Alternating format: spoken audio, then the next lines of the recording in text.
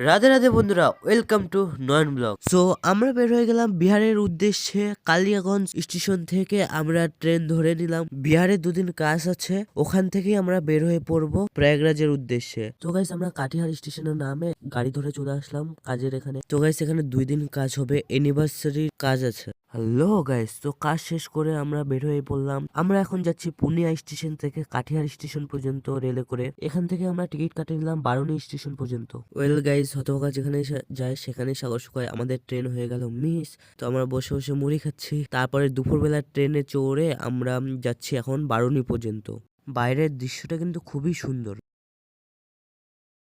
তো গাইস এখন বাজে 7:30টার মতো, আর এখন ট্রেন থেকে নামলাম আমরা বারুনি স্টেশনে। এখান থেকে যাব আমরা বারাণসীতে।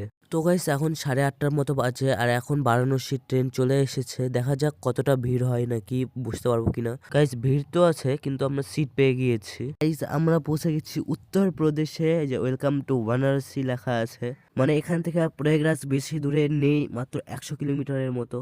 তো গাইস আমরা এখন বারাণসী স্টেশনে নামলাম, আর এখানে ভিড় দেখো একবার। এখানে স্টেশনে লোক ঘুমিয়ে আছে, এত ভিড়। গাইস এখানে এত ভিড় হলে প্রয়াগরাজে কেমন ভিড় হবে দেখতে হলে চ্যানেলটাকে ফলো করে নিও। দেখা হচ্ছে নেক্সট ভিডিওতে, ততক্ষণ জন্য ভালো থাকো। রাধে রাধে।